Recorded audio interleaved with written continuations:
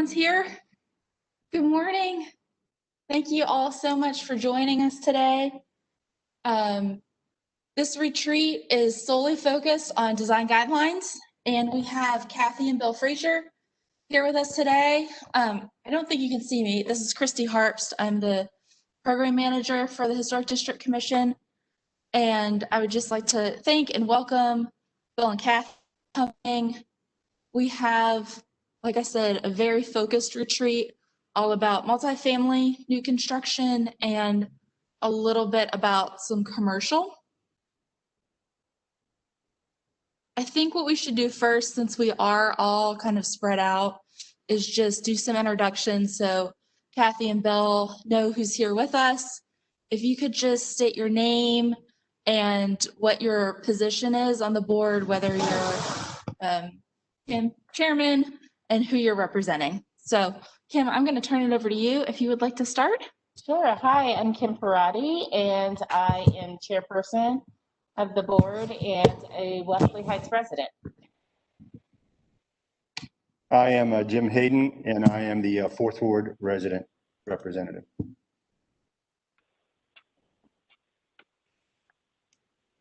Who else? Who wants to go next? Hi, Nichelle Bonaparte here. I'm an at-large representative. PJ. PJ Henningsen, representing Wilmore, co-chair. Good morning. Jill. Hello, I'm Jill, representing the Dilworth neighborhood. Jessica. I am Jessica Heineman, and I am representing the Dilworth business owners. Chris Mern. Hey, good morning. I'm Chris Mern. I'm an at-large representative. Chris Barth.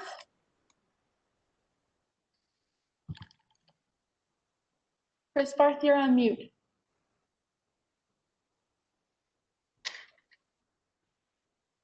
Okay, Damon, you're up. Hi, I'm Damon, at large, live in Plaza Midwood. Krista. Good morning, I'm Krista Lineberger. I'm the Planning Commission representative. And it looks like Chris might be having some computer issues. Chris Barth is with us, and he is in Plaza Midwood as well. Do we have anyone else on the call that didn't get a chance to say hi?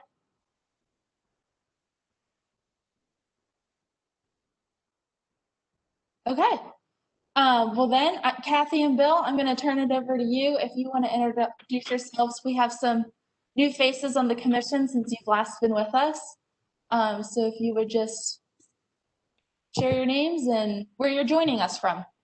Great. I'm Kathy. He's Bill Frazier. We're in Stanton, Virginia, and we're Frazier Associates. We're actually at home today doing this call, not at our office. And we've been in business since 1986 doing design guidelines for communities all around the Southeast. It's been a real honor to get to work with Charlotte. And so Bill's an architectural historian and a planner, and I'm an architect. So, and Charlotte connections. And I have a lot of Charlotte connections. So that was my place when I was growing up, that I would go and hang out with cousins and friends, and went to the Monkees concert when that was quite famous. Yeah. And saw Jimi Hendrix and didn't know about it till 20 years later. So.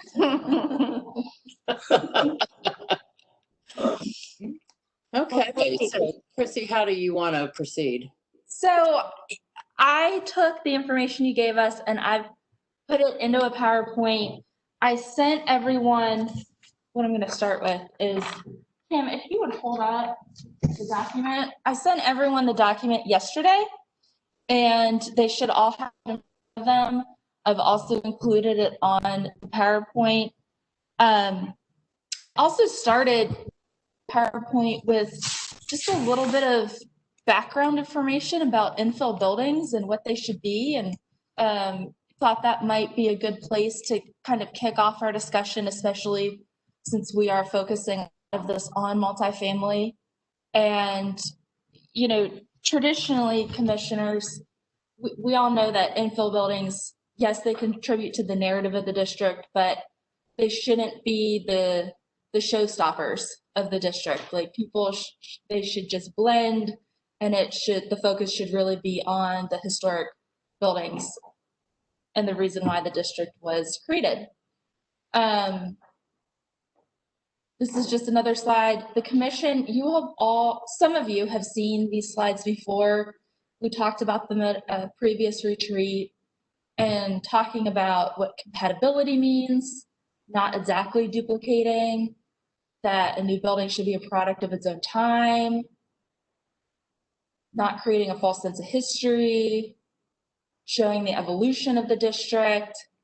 And this last one we talked about a lot, a new building or new buildings, it should be a good neighbor, enhancing the character, respecting the context, which is going to be a big topic of conversation today, is context rather than an exact clone.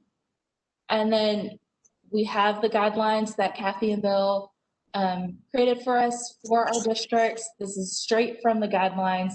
Our Secretary of the Interior standards, which you're all familiar with. We use them every month in our meetings. And then just remembering with new construction that we're not, again, specifying architectural style or design when we talk about multifamily. It's still, the same mindset as when we evaluate new construction for single family. It's the scale, the mass, the size are the most important parts. And our current guidelines specifically reference this, page 6.1 of new construction, about how people should be breaking up the new multifamily or commercial buildings. And this is really the jumping off point for creating specific guidelines for multifamily buildings. This is a great start, but with the number of applications we've been receiving and the development pressures we've been under, especially at the edges of the districts, this isn't enough. So Bill and Kathy, I'm going to turn it over to you with that brief introduction. If there's anything you want me to go back to, feel free to let me know. I have the pictures that you sent me, with the exception of the site plan from Van Landingham, and we can talk about that when we get there. And then I also included at the end of this the questions that you specifically want to talk through with the commission. And so we can just go back and forth. But to help anyone who's following along with us at home, because this is live streaming on YouTube, I did include the full document on slides 7, 8, and 9. And this will also help the commissioners follow along. So when we're talking about page 1, everyone can know where we're at. So, and Kathy and Bill, if you have anything you want to share or need control at any time, let me know and we can switch it over to you and you can start doing a screen share too. Great. This is great, Christy. Thank you. So I hope everybody's had a chance to at least skim through this draft of the guidelines for the multifamily that we've been working on. And it's an interesting challenge for your historic districts and the pressure of the zoning, as Christy alluded to. And I've looked at the zoning a lot. I've looked at the existing context a lot and where things are happening for multifamily.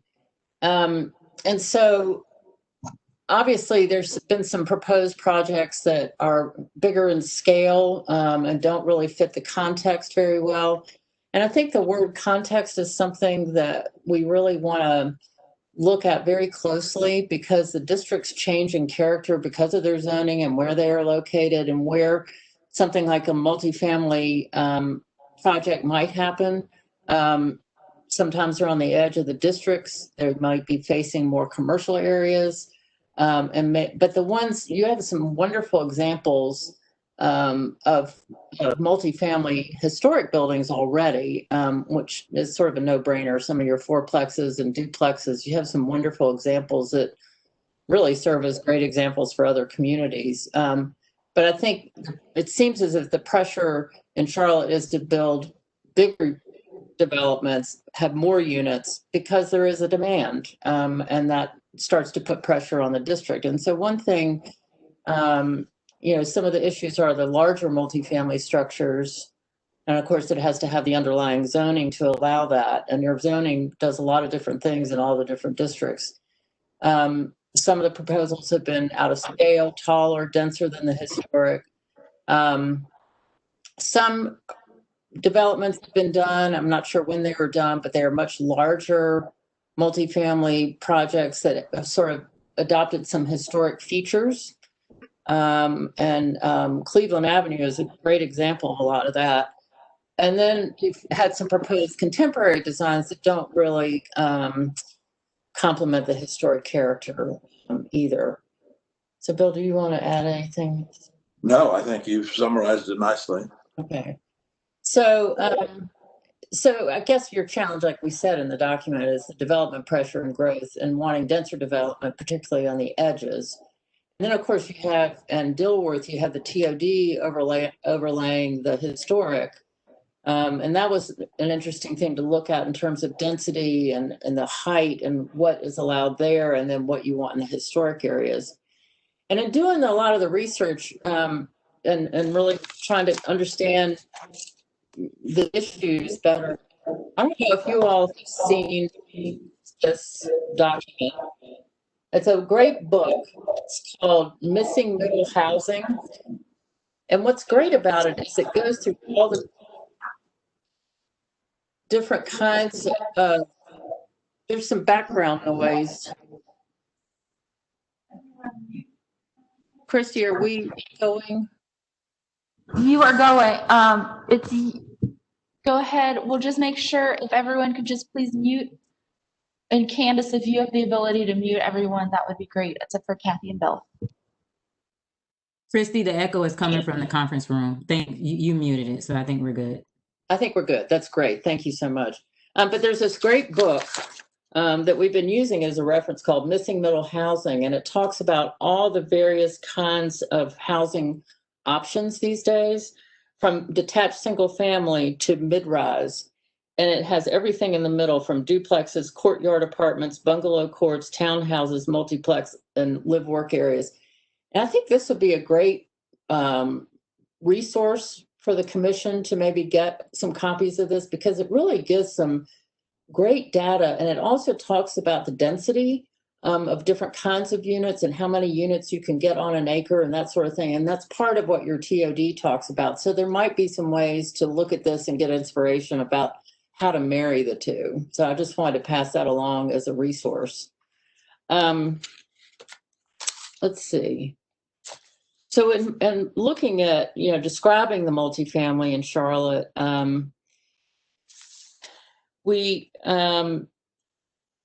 I've already kind of talked about this, how you have your zoning allows different levels of multifamily dwellings.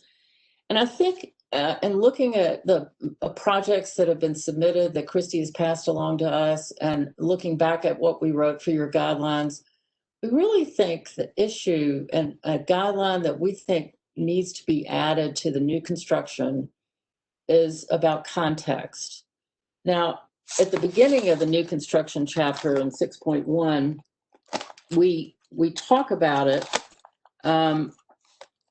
but we list what it's on 6.1. We talk about context and what it is: setback, spacing, orientation, and so on. But I think we actually need to include a specific guideline for Charlotte about what context is.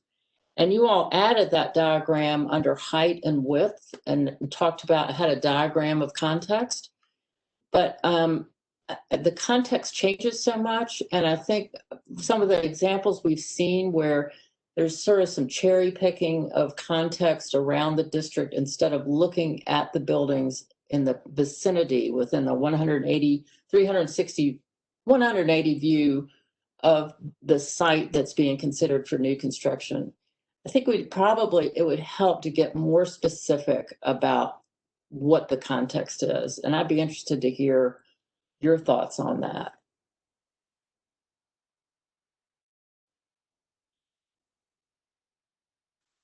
If anybody has some. So this is Damon. You're talking specifically about what to look at as the context, whether it's that block or the whole district, or what's within a few feet? And that's what you're referring to, is that right? As context.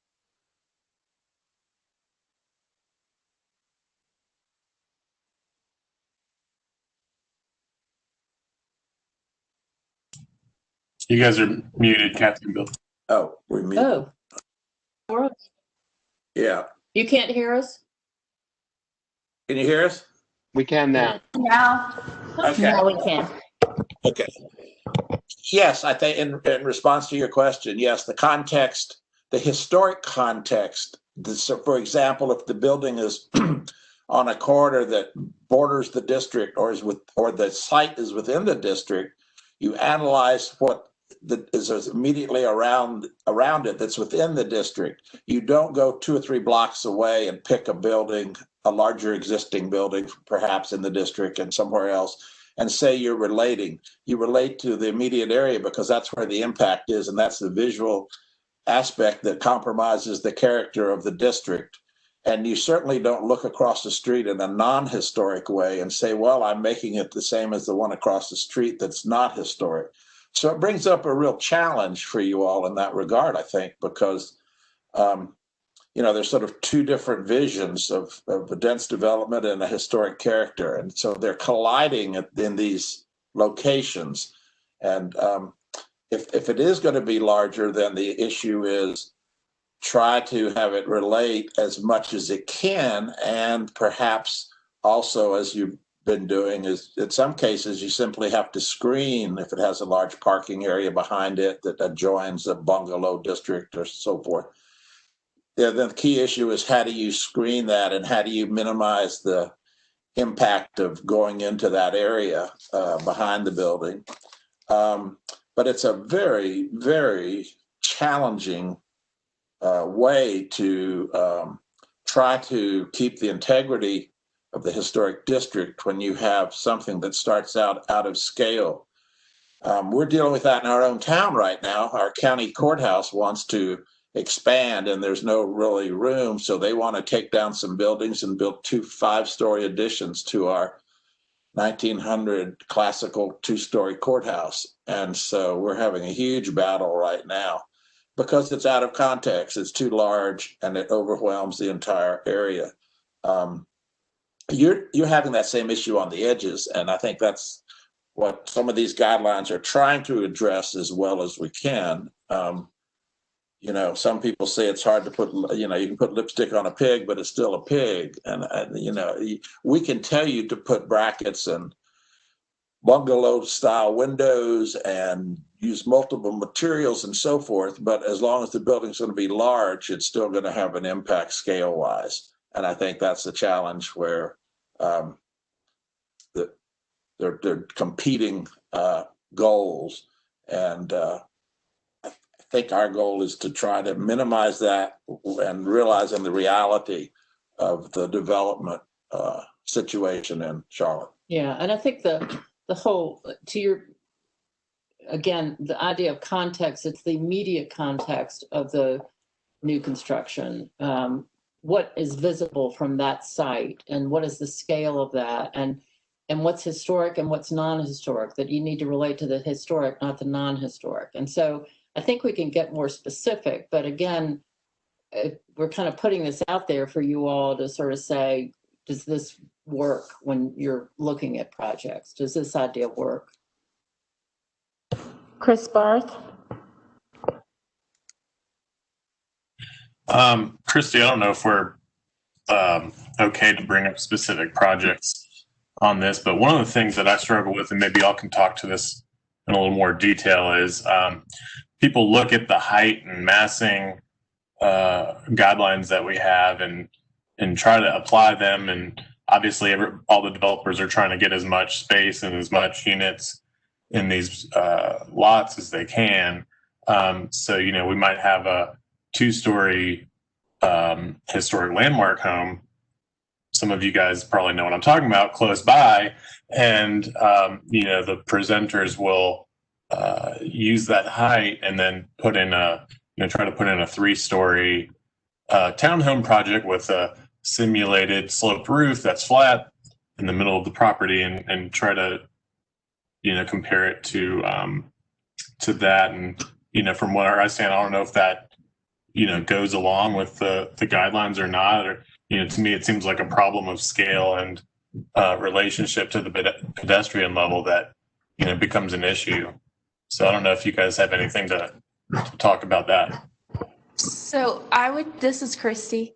I would just say, keep it general. We cannot talk specifically, especially with upcoming projects that maybe were not heard at last month's meeting and are going to be on next month's meeting. We cannot talk about those because that will constitute ex parte communication about an active project. So just kind of keep things general, if you will, and I will try and jump in and let you know if it's a little too far. So Christy, first, this is Jessica. Wait, hold on. I have one thing to say.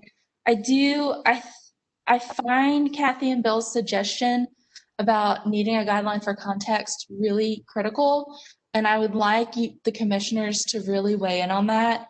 I think that will help us in all areas, new construction for single family, additions for single family, any kind of project we're looking at. I do think a context guideline is really needed. Staff gets pushed back a lot during pre-application meetings with people that we say, well, here's your context and here's what you're looking at. But the fact that it's not really clearly defined in our guidelines has been a pain point. So if you could talk to that. Jessica, go ahead. No, I was going to say to Chris's point, which I think is astute, I understand that the project that is active right now is off limits, but maybe if we have hypothetical questions that are thematic, we could use the Wadsworth House in Wesley Heights and some of the projects that have used that as a precedent or context, and maybe the Kingston projects. Neither of those are active right now, right?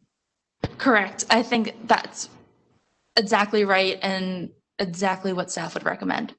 Good call, Jessica. Okay, so just in case anybody needs a tiny bit of background on that, Wadsworth is the largest house in Wesley Heights, and it is historically very significant. And to this point, the commission's position has been that other residential properties should not meet the scale of that property due to its significance in the larger context of that neighborhood. And the Kingston projects are the ones we've seen several times over the years where I think to Chris's point, there's been pressure from the developers on a level of density that the commission has felt it doesn't meet the immediate context or the characteristics of the Wilmore neighborhood.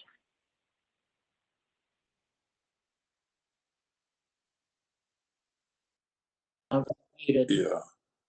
So it's what we're saying, that sometimes they use the larger historic house as a model, even though not in the the vicinity. subject site is not adjoining or nearby that particular property. Yes, and also it has the qualities of a landmark property that does not necessarily translate to, new construction within the district. Right. Exactly. Yeah. Exactly. Well, hopefully if we expand this context section, that would take care of that. Yeah, you definitely occasionally have larger, different era, more sophisticated designs perhaps than the majority of other buildings in the district.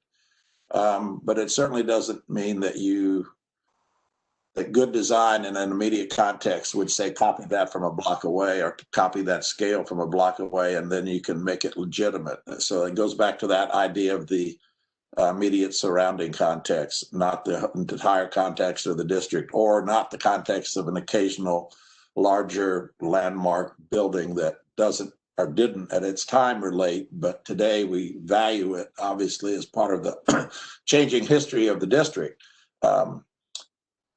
Yeah, and Christy has shared projects with us that it's very clear that the designers, like I said earlier, are cherry picking from different parts of the district that aren't in any kind of nearby context of the site.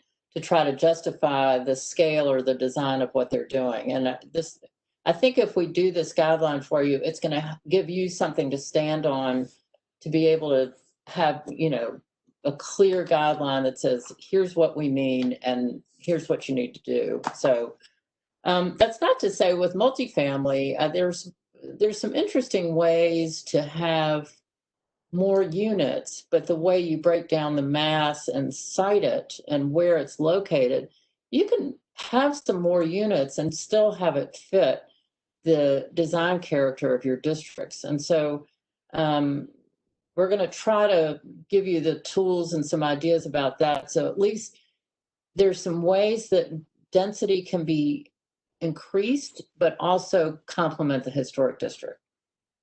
Does that make sense? Yes, Yeah. I have two questions. One is when you're dealing with Dilworth on the towards South Boulevard, where a lot of the multifamily has already been built. Mm-hmm. How much of that do you take into immediate context, and do you allow that to kind of do you consider new construction next to it using that scale as your surrounding context, or how do you stop that height from moving into the neighborhood? My second question is, well, with the multifamily stuff, and this is a little off of context, but I think needs to be discussed in relationship to it, is how do you deal with the traffic and the parking?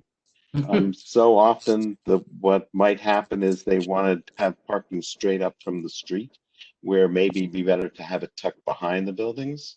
Right. And so that's been on several projects has kind of come into our face, and I think is going to be very prevalent. Yes. And that was something that Christy and I talked about a while back, that really parking needs to be to the rear. You can't have garages on the front and that sort of thing. When you're right in the heart of the historic district, you can't do that. And that's part of the site guidelines. Yeah. Yeah. We call that garage scape, and it's really making the garage be too prominent on the front elevation of a building. And so, yeah, that certainly would not fit the historic context. I can't imagine in many cases. The first question, though, going back to what about these larger, newer, more recently built multifamily units that they are in immediate context of another site if that's within the district? And and the whole idea of listing historic districts, there's the nationally accepted standard of contributing buildings and non-contributing buildings. So if you have a bungalow neighborhood with a 1985 McMansion, that's generally considered a non-contributing building that somehow was inserted in that. And we often see this in districts that are designated after newer things were put in that don't relate and design-wise. And so, the simplest way is if you have a colonial district with a gas station on the corner, generally the gas station is considered a non-contributing building. The original buildings are considered contributing.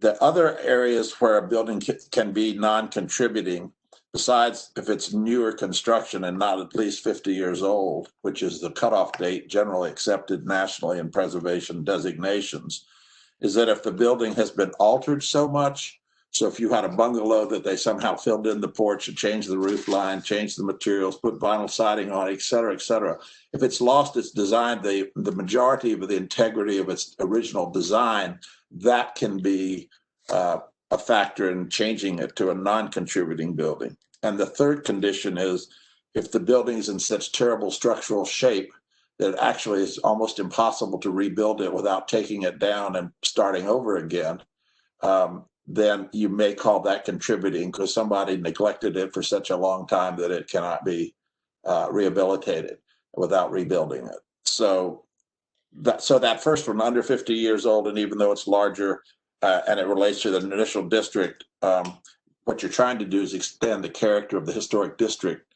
in that case, and those are non-contributing buildings. So Right. Yeah. If the new work is non-contributing and that happened before it got it, the the district came under review, that's exactly what we're talking about, is you can't take that as the context for your new construction. That's relating to something that's not historic. Versus, Hey, Kathy, this is Christy. I'd just like to make a clarifying point for the commission. Other states do use non-contributing locally, but in North Carolina, we can't use that. And so I'm just clarifying that we're talking level of significance. You know, when we talk about demolition and level of significance and the 50-year-old mark, that's sort of what we're talking about when they're mentioning non-contributing. I think the other nuance, Kathy and Bill, is that some of these big projects have been built since the district has been created. They're not projects that were built prior to the creation of the district. They were built maybe in the 90s, early 2000s, when the thought process and makeup of the commission was a lot different.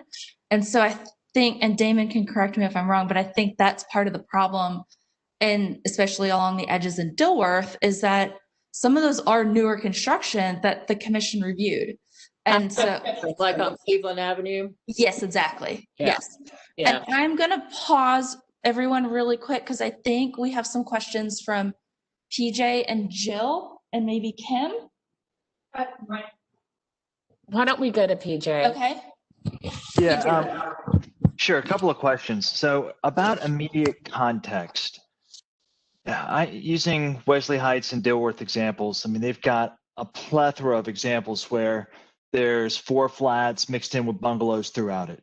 However, in Wilmore, not many examples of, there's not many 4 flats. So thinking about immediate context, what if, what if they're trying to build what if we have an application to, build a multifamily and there's nothing multifamily even close to that vicinity? Well, actually, I think you bring up a very good question, and the challenge has been looking at the newer construction on Cleveland Avenue that we were talking about, where they were massive, and really were beyond the scale. But you also have one thing, the positive side of your districts in Charlotte, you will have a street of bungalows, and then on the corner, you'll have a fourplex.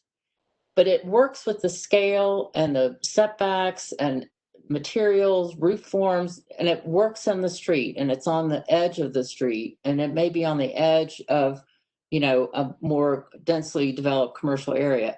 So you have some really great examples of inserting a fourplex in a residential area. And it's and part of what we hope to accomplish with these guidelines is point out, here's what your districts already have and do it really well. And so trying to use that as the prompt to say, you go look at how this has been done before. And that's where I was saying earlier that we've been looking at some models of how, like if it's on a corner and it's adjacent to some other kind of uses, and topography also plays into it, that you can break down that mass and get those multifamily without being these humongous new buildings that are completely covering the lot and are completely out of scale. Yep. No, perfect. That makes sense. Thank you. And this is a nice segue into questions 2 and 3. Question 2 is, if I don't, in my immediate context, I don't have any example, fourplexes, quads, or anything like that. Assuming that all of the current houses in that immediate context are all single-story bungalows. Mm-hmm. Now, if I were to propose a quadplex, then quadplexes are, making a number up, 25 feet high, right? Significantly taller than these single-story bungalows. So if I think about how our guidelines are written today, we wouldn't be able to we would not approve an application for a quad because it violates height. But I think in this example, I'm hearing, hold on. Yeah, hold on, baby. Okay, hold on. Sorry. But if I'm hearing you, I think this is an opportunity to build a quadplex if there's examples of quads blending in with other bungalows in that neighborhood and in a larger context. And I think, when we did the original guidelines, it was purely about residential. And now that we're getting into multifamily, we're looking at all these different kinds. And you do have, and most of your bungalows, while it's one story, they're really 1.5 story. They're actually pretty good sized historic buildings. And so to do a 2-story, I mean, you have some great examples that I think we could point to and the situations where they work. But it would expand your guidelines because you're going into a specific chapter about multifamily. I think we have to say, maybe allow, if it's in this certain context, maybe one additional story, but not, I've seen some Right. projects where they're single family and it was all bungalows and they stuck in another single family, but it was a full 2-story house. It just looks out of context. So Right. I think we have to give you examples of ways you can make this work. But again, Yeah. basically some great stuff you already have. Yeah, and I think foundationally it comes down to continuing to compare multifamily to multifamily. And if there are no other multifamilies that are in the immediate context in that neighborhood or that project, expand out and say, okay, well, it's not within 300 feet or 360-degree view, but 700 feet down the street, there's a 100-year-old quadplex. It's 25 feet high. So there's your example. I think we have to be careful with that too. That's kind of where this is a challenge with Yeah, this. it's a challenge when the zoning allows something much larger than what's surrounding it. But these are guidelines. There are instances where these aren't regulations. There can be situations in particular sites and sizes of lots historically and so forth that cause one to have to deal with just what you're saying. And that's why, I know in Virginia, when we do historic tax credit projects, the state reviews them and says, well, just because we allowed that in Roanoke doesn't mean we're going to allow that in Richmond. Because they say each case is individual and we follow general guidelines, but in some cases we have to also use common sense and perhaps say something that doesn't exactly meet the guidelines. But like you said, in that case, if it's going to get built, then we have to look, hopefully, historically, to examples that will maintain the integrity of the district. Hey, Christy, I have one other. Oh, I'm sorry. You had a third question. Yeah, last one. So using Wilmore as an example, we have, I'm making a number up, 4 or 5 quadplexes. Maybe it's a little more. We don't have historic townhouses or row houses. So if a developer wanted to come in and had enough land and they wanted to build a multifamily home, since there's no historic examples of townhouses or row houses in both the immediate context or in the entire neighborhood, am I hearing that they could not build a townhouse or a row house? They would simply be limited to 4plexes or quads. Well, I have to say, and looking at your zoning, that also plays into this because some of your zoning wouldn't allow townhouses anyway. Like we looked at one where there's, I think it's R4 or 5, I can't remember, but one lot had been set off as a mixed-use development, so they were allowed them to look at townhouses. So that's another challenge, is that you have a lot of underlying zoning that allows different things. And for you as the commission to say, well, that doesn't fit in with our neighborhood, they'll come back and say, well, but we got the zoning done, so we can do it. And we did put a guideline here about townhomes. Instead of it being some long string, that makes it feel like it ought to be in a downtown, densely, zero setback kind of situation, that maybe they're grouped in 2 or 3 units per building instead of long streets of them. You know what I'm saying? So you begin to break down the mass of the townhouses if they're allowed by zoning. That was the one thing that we were looking at, is how, because we say it in there, 2 and 3 story narrow single units. You group the townhouses or row houses. And I've seen this done in a lot of other historic districts. And so it breaks down this mass and it doesn't feel like some commercial street with townhomes. Yeah. Does that make sense? Yep. Yeah, there was one example we saw in Greenville, South Carolina that did that. It was on the corner of the district and it was bungalows behind it. And they did sort of a 4plex. Oh, there you Christy's got go. it. There you go. So while it's larger and while it's, but it's broken up, and it attempts to show how you can tie in, even though it's a little larger, it's on the corner, on the edge of the district. And they put the parking behind. Yeah. So, and then And it fits in really nicely. Then they screen the lot, the parking areas to the bungalows behind, and you can get a better sense of that. But you can see they respect the setback and the height, and then but they break down the mass and materials and color, so it's not an overwhelming. What is that? Is that a fourplex? These are duplexes. Yeah. They're 2 duplexes. Yeah. Yeah. Pretty good sized houses. I mean, really. But some nice outdoor space and that sort of thing. So that was a nice example.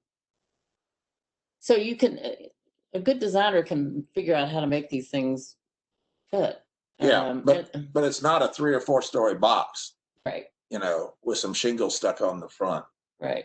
And a flat roof, and saying we're tying into bungalows. I mean, this is a pretty carefully designed and crafted project that's trying to respect, but also realize the number of units that they're putting in. Do you have any examples of the immediate historic context for that project?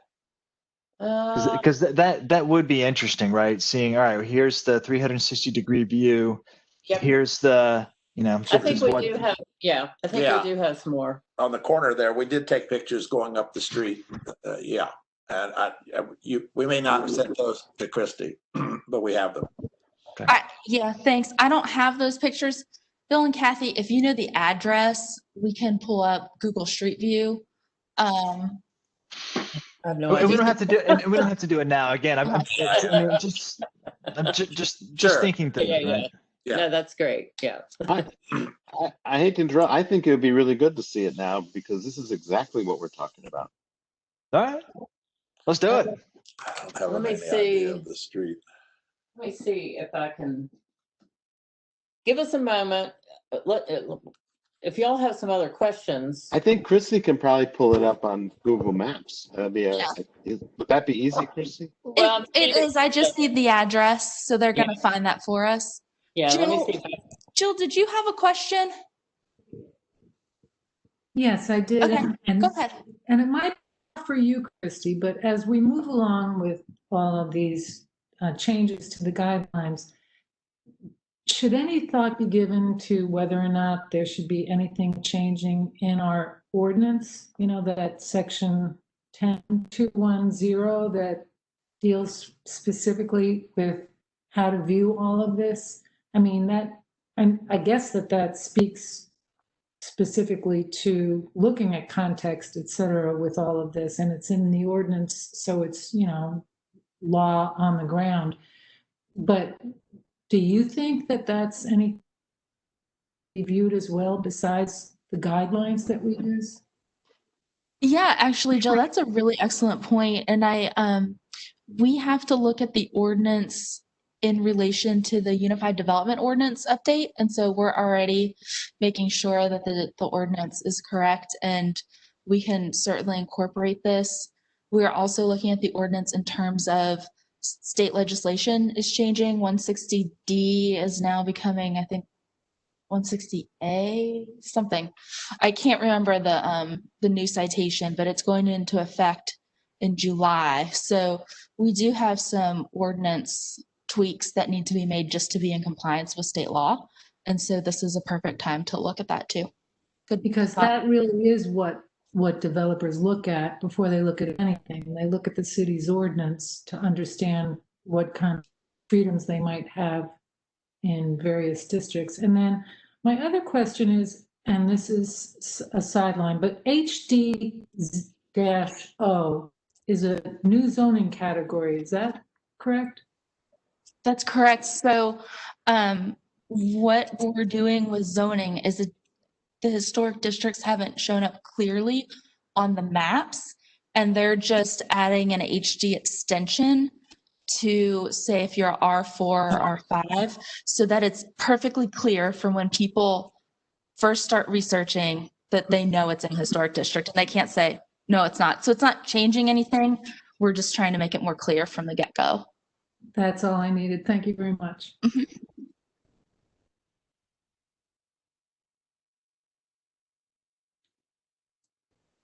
Try it again. Jessica? Yeah, I had two questions that are not related, but first I'll give a shout out to Jill because you've been so successful in working with the ordinance. I think that was a really excellent question. And I don't know if Kathy and Bill know about your success in having added some amendments or changes to the ordinance, which I think has really benefited the historic district a lot. So I would love to come back to that concept of how we're connected to the ordinance later in this discussion. My two questions are, we brush up very frequently against what our responsibility at the edge of the districts is to the non-historic neighbors, knowing that the context there may not be permanent, but it's still context.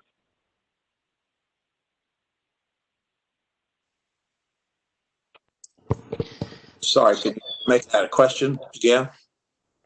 Yeah, so I think we ran up against this. Christy, maybe you could help me. Was it in Plaza Midwood where we were working on an infill lot and it was next to a very small scale development that was non-historic and it was on the edge of the district, and we really ran up a lot against what our responsibility is to the scale of that, knowing that it's not in the district and also, you know, is not protected in that manner. So that's my first question. What is our responsibility at the edges of the districts to the non-historic context? And then my second question, and maybe this is really just something we have to hammer out internally, is that in some of our guidelines, we have this sort of loose 10% rule where we can stretch the guideline just a little bit as long as we're within 10% if it's something that allows a favorable project to work, you know, contextually. And I think where we start to what we run into often is, you know, applications that apply that 10% rule too liberally. They're like, oh, okay, well, I have 10%. I'm going to be 10% taller. I'm going to be 10% wider. I'm going to take 10% less spacing, and I'm going to take 10% more. And it's as if the 10% is applied across every guideline when it's really there, not as an exception, but to give the commission the ability to work with projects that are contextual and do preserve the characteristic. And it's almost as if it's applied to too many things. And I don't really know how to navigate that, but I think that where it's become complicated is that it is written into a couple of the guidelines and it's really helpful to us, except I think that the applicants are reading that the wrong way and then coming back to us feeling like we're saying no to something that we should have said yes to. Yeah, well, that's a very good point. And we could adjust the language in the guidelines to say that it's your call.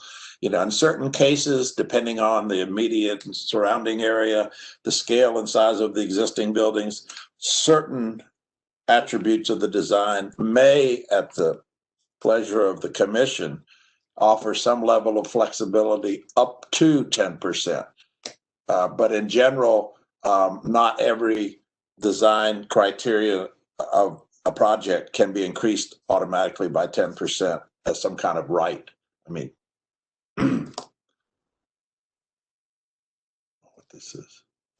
Okay, so this is Christy. Jessica, this is what you were talking about on Kensington. This is the Plaza Midwood local district. Behind us is Thomas Avenue. And this was sort of on a curve. This is the last lot in the district.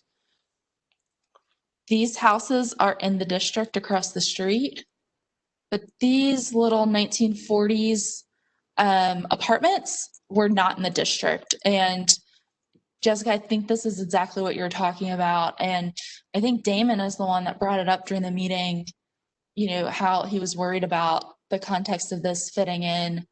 But since it's outside the district, we kind of, legal advice was you can't consider anything outside the district. It's just whatever's inside the district. And I must say, despite my objections, this turned out to be a wonderful project that fit really well into the neighborhood. And we can't control what happens across the street. That could end up being much larger in the future. They're talking about outside the district boundaries being smaller, and Yeah, who do you respect? yeah, Which side? it's a tough one. Yeah, it is a tough one. Yeah. Yeah, I think legally and historically with the character of the districts, you're designating these districts and giving them extra protection because they are fragile. They've lasted a long time, and each time you change it, it loses more of its original design integrity. And so, unfortunately, that's a tough one. It is a really tough one. Because it may end up having buildings that adjoin at somewhere at these boundaries, you're going to have things that don't relate to each other. And we're certainly seeing the opposite case. So yes, I think that's one of those cases where you just have to say it was going to relate to the district, and it does. And unfortunately, somewhere the boundaries end and different things happen. Jessica, that was your first question. And I think we covered the 10% rule a little bit. Was there anything else related to those two topics you wanted to clarify or have questions on? No, actually, and Bill, I really appreciated your response to the 10% rule question. I think that your proposed adjustment to the language feels a lot better to me. I think that we do have applicants that are looking at that language in the guidelines as if it's a right, and I like the idea that language, that 10% language in the guidelines is at the discretion of the commissioners and up to, but not guaranteed. Yeah. Okay. Good. We'll make sure to do that. Definitely. Christy, I had a question for you. Tell her we can't find that It's going to take a little work to find the address for the townhouse, unfortunately, but we will get that and get it back to you. When you say in North Carolina, you can't say contributing and non-contributing, does that impact how the commission can review projects? No, I think we talked about this back in like 2016, 2017, when y'all first did our guidelines. Contributing, non-contributing in North Carolina is just for National Register. So what we have to do, and this really ties into what you're trying to do with context. In North Carolina, they want you to be very specific about historic context, and they want you to use the term level of significance. What level of significance does each individual property have to the character of the district? And we have determined locally that level of significance is everything from, is it contributing to the National Register? Is it 50 years or older? Is it associated with important social, cultural history here locally? Is it built by an architect of some importance locally, statewide, or nationally? And there is one more, and that's what we have determined level of significance means. It's in our guidelines in the definition section. So if you flip to the definitions, you'll see that definition. And that's how we look at all of our properties. So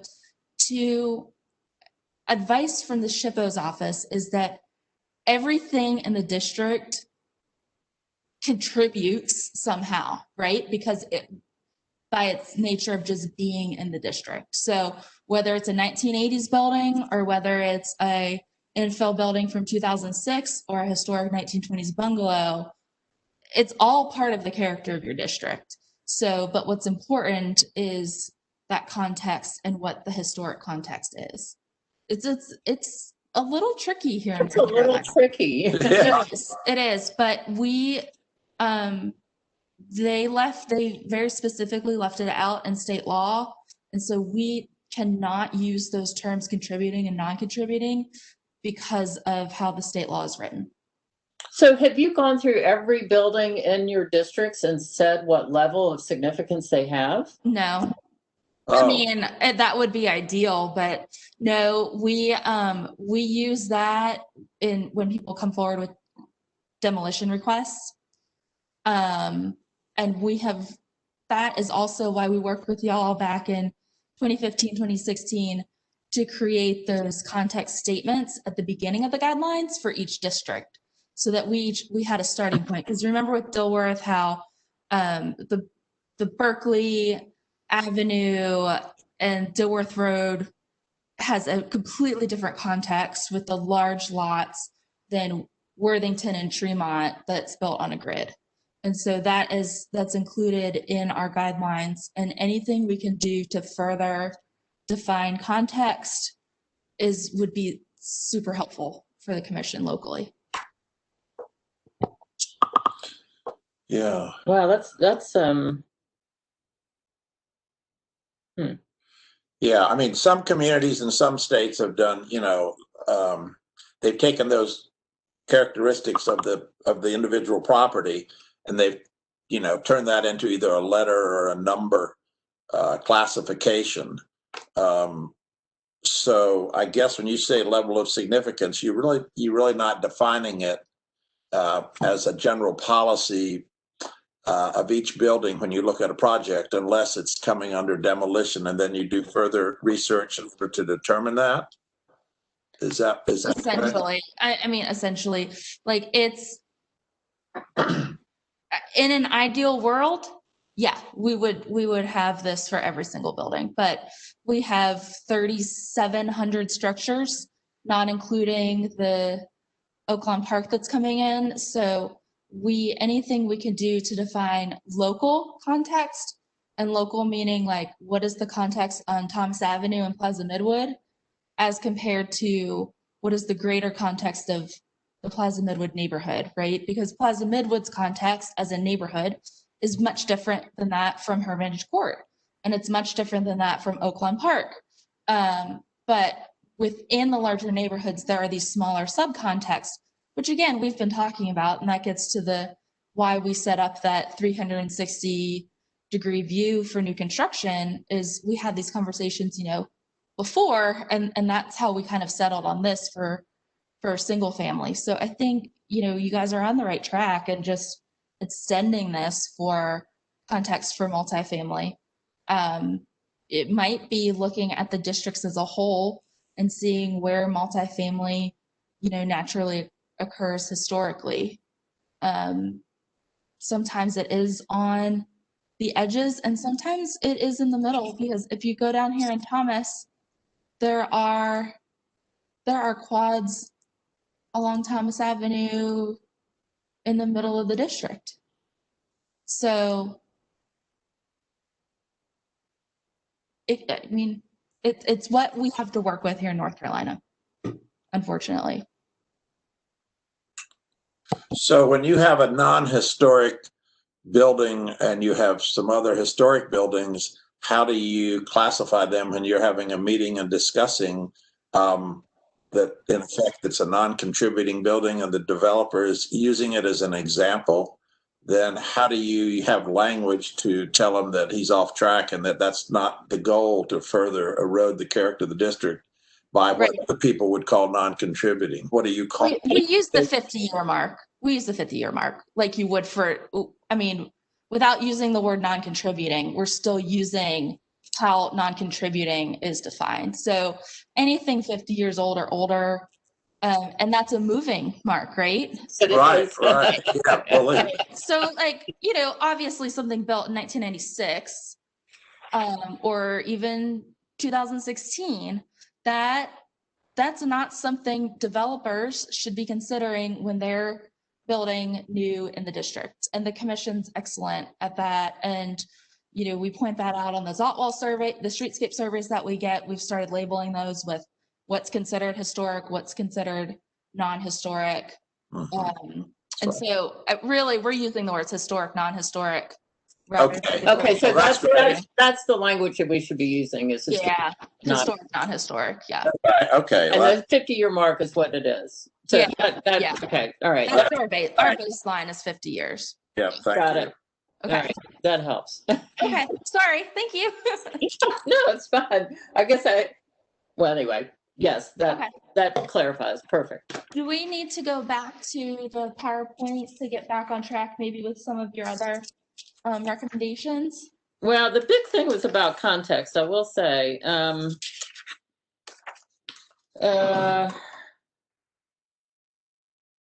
We talk about the different types of multifamily.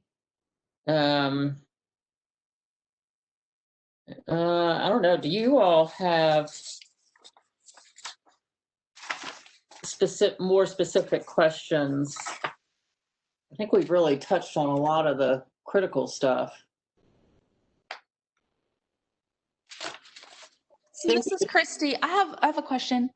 In doing some research for y'all, I discovered a historic multifamily building in Dilworth, actually, on Euclid, that was torn down to build new townhomes probably in 2012, 2013. And is it appropriate to use multifamily historic that no longer exists in the neighborhood as, I hate to use the word precedent, but as maybe inspiration for how new multifamily should go in, as well as what's still existing? Because I guess the point is, it wasn't a quad. It was a very long apartment complex that took up a whole block, but the size and scale fit beautifully within the district. Why not? Okay. Do you have pictures? Do we have pictures? I do. Here, I'll pull up a picture. We did. Yeah, I was thinking we did.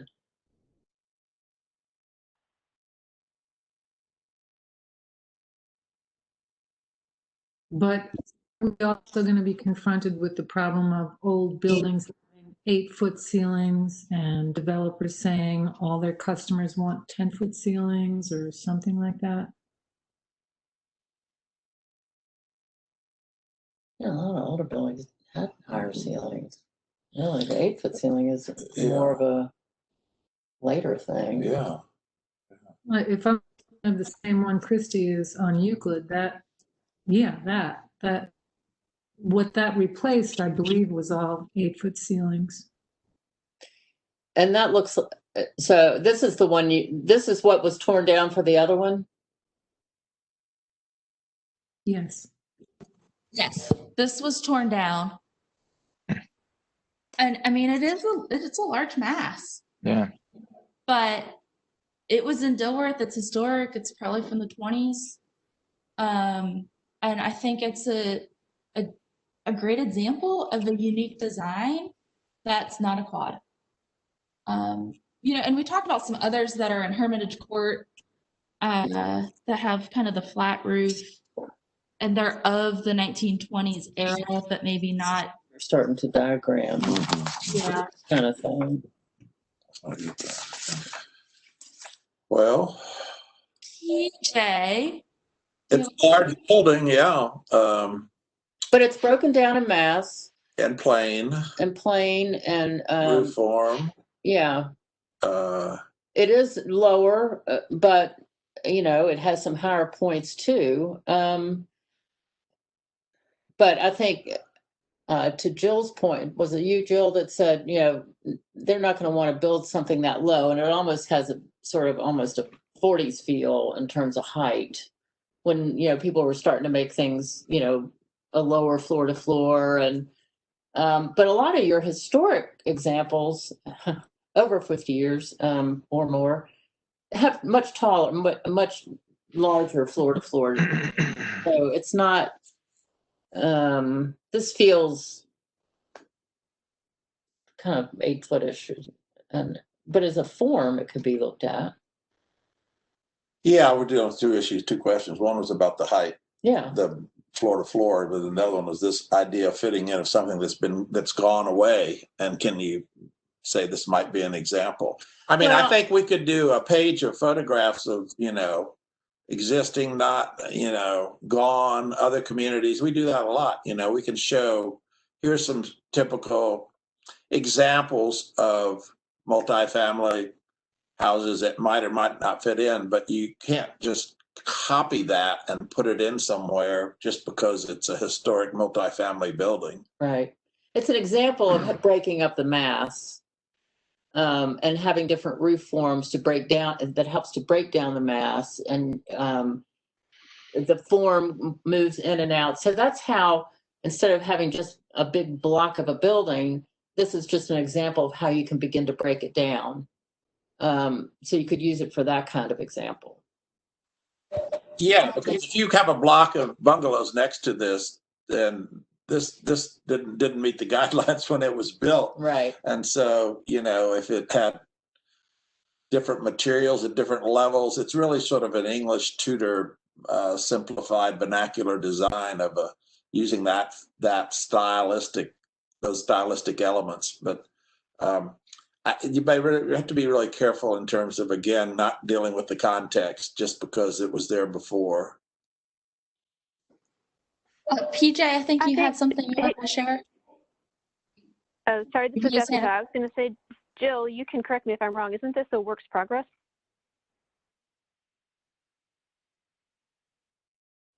It's WPA. I'm not sure of that. It's on my street, and I couldn't tell you with 100% certainty that was what I had always heard before it was torn down. And we do have WPA projects scattered throughout the neighborhoods. This one was a traumatic. It probably was red brick to begin with, Mm-hmm. and it got painted. Mm-hmm. It's got some funky little details. Mm-hmm.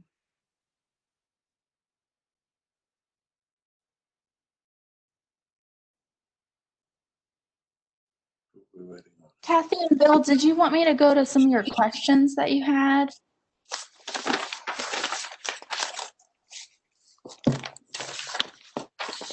Well, if we haven't talked about them, Or do you want us to walk through the Stillworth example in a little more detail? Well, I think I don't know where that project went. I mean, this is where the TOD overlaps with the historic district. So if you go to the next, so this was the beginning of Cleveland, and I sort of went down Cleveland Avenue and looked at a lot of the things that there's some great historic buildings on that street. And then, this new development on the right then kind of gave this scale to the street that hadn't existed before. So if you go to the next image, this was the proposed development. Do you have the other one that's the aerial view? Yeah, that. And so got the new, the proposed new construction, and in front of it is the bungalow area. I forget the name of that street. But then it was relating to the scale of the new construction on the corner. So this is like a classic example of saying, well, wait a minute, that's relating to the new construction, not 50 years or older. So it's not historic. And it completely ignores the historic context. So this was kind of a great example of, I think, what we're talking about in terms of context. You can't relate to a building that is newer than 50 years. You need to look at what the historic context is. So Kathy and Bill, I recently, as of this week, got an email from someone who is looking at this site right here too.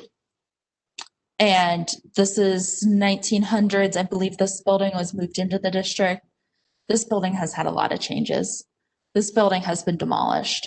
Oh, but what they want to do eventually is do some sort of garden court, couple story townhomes here too. So I think this project, whenever it comes back, and these images are from a workshop I think we held in January or February, and they have not moved forward. I think, commissioners, this site is going to be key because whatever is allowed on this site is going to determine how the rest of this block goes. And you can see right here, this is the location. I'm circling it. There's a little 1990s concrete block building. In a ditch. In a ditch. In a ditch, yeah. And so it's right here, but we have people eyeing this corner still. And it went away for a while. There was a possibility for a new house here, but I think there's still some threat to this particular section of Worthington. Mm-hmm. Well, that's where you could look at the context and then make some kind of compromise. Maybe you did those fourplexes we just showed you, and maybe you turned the corner with those. We put the parking in the courtyard sort of arrangement, and you screened it from the neighbors, and it's a little more dense, but it's not the scale of what that new development was next to it. And of course, you've got the brick building across the street that is a more monumental scale, so in terms of scale of historic buildings. And then I think on the corner that you can't see, obviously on the right, there's a parking lot, but I think there's a historic building on the left corner. So it's looking at that whole historic context. I mean, a good designer could make that work. I think across the street is supposed to be a Marriott hotel. Oh, really? So, And so when do brick we building stop? we're looking at the When do we let that? How do we put a limit on that kind of expansion into the neighborhood? Because if we keep on including the contexts as immediate around it and not keep it to the historic building, then it's just going to keep on infiltrating into the neighborhoods. But if they have to relate to the historic context and not the new construction, that's going to limit them. And I think this is a challenge with your districts. I mean, because you have this underlying zoning that's allowing this kind of stuff, that makes it hard for you as the commission to be able to say, well, wait a minute, that doesn't fit in the context of our historic district, but the zoning has been changed, and so it does allow it. Yeah. That's the challenge. Yeah. So do we have to do we have to respect this?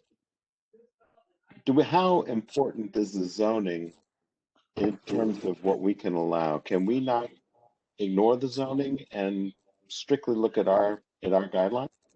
We to a degree, even though zoning says that they say they can have 20 units and zoning says that, well, we determine what the size, scale, and massing of those 20 units are. So maybe those 20 units are, on a site like this, maybe they're micro units. I mean, you can determine exactly how it looks. You can't tell them, no, you can't have this many units, but the challenge for them is if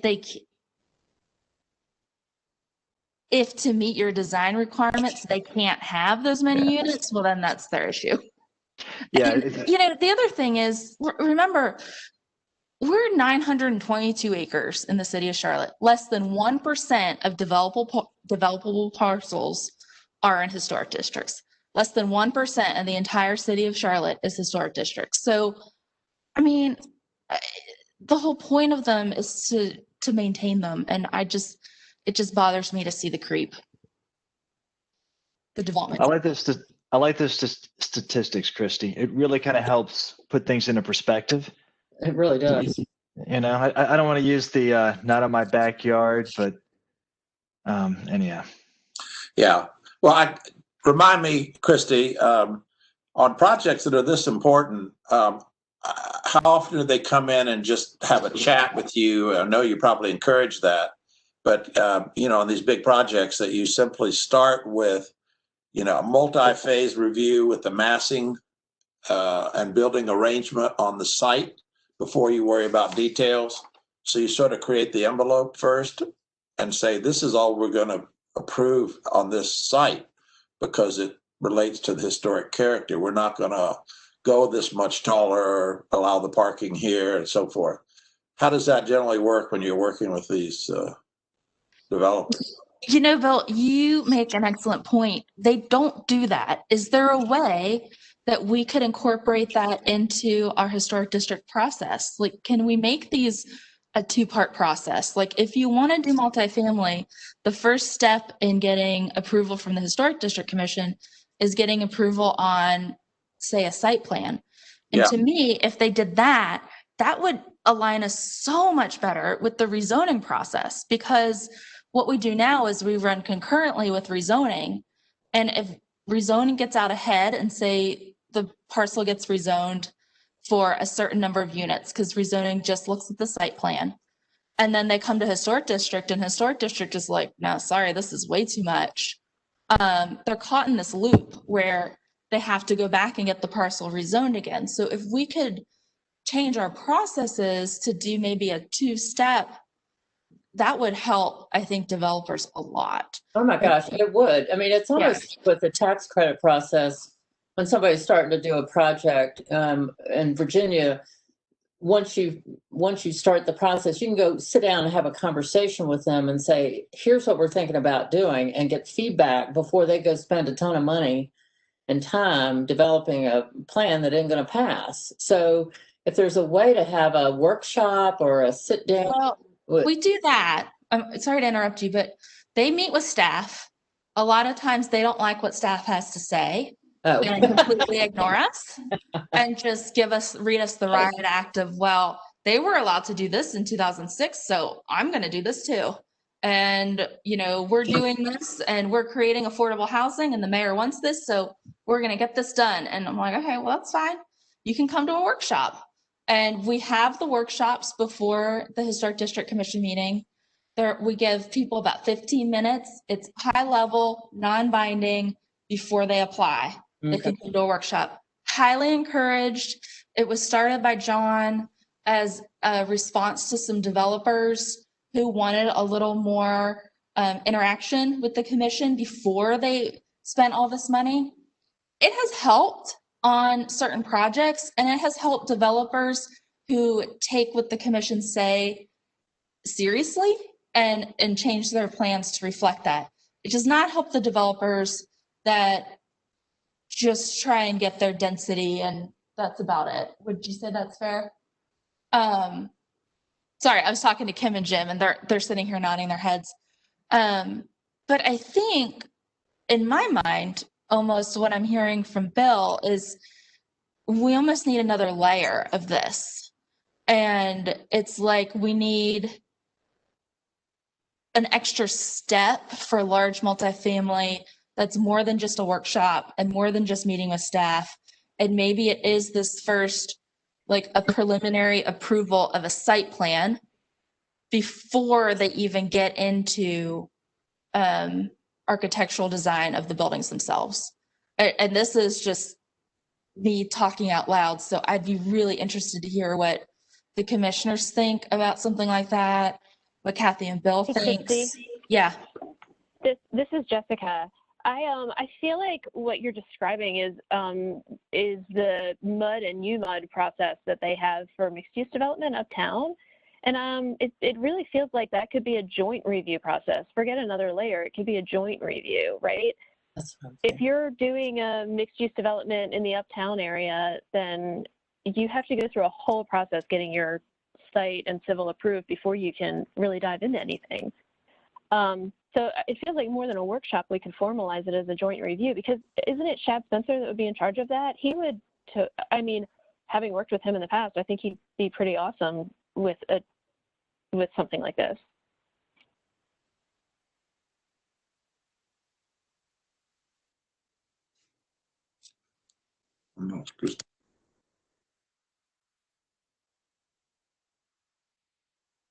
Christy, are you there? We can't hear you. Oh, sorry. I had one thing unmuted, but not both. Yes, they do that for land development as well. And I will actually talk with my boss and see what he might recommend, because he's involved in a lot of those pre-review sessions. And they do, to their credit, if it does involve a historic property, they do involve staff. Like when Van Landingham was being rezoned again back in 2018, I think it went through rezoning, and staff was involved in that. I think the missing component is the fact that the commission isn't involved in these reviews, like in the MUD and with Shad and Grant and the community planner and the rezoning person. Long story. Yes, I've been involved in these, but it's really limited what they give what I have to say. Well, and honestly, I think part of our marketing problem, right, is that if I'm looking at this from the developer's perspective, not only do I have pressure on my pro forma for the project, but it's time is money, and it's incredibly frustrating for a process that takes as long as ours to get what feels like subjective and conflicting information than what you feel you've already been approved for. So, to my mind, it would be great if even more than a workshop and collaboration, that mixed use development review took place during our workshop meeting with the commissioners there as a collaboration. And if the optics on it were that we were working with the developers and not being difficult, respecting their time and investment in the process.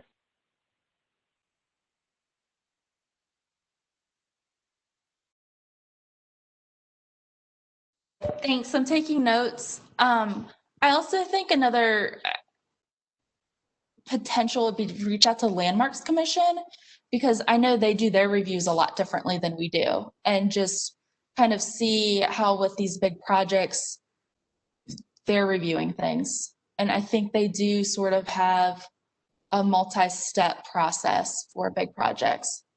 And I just wonder how they're incorporated into these city and county reviews that go on as well.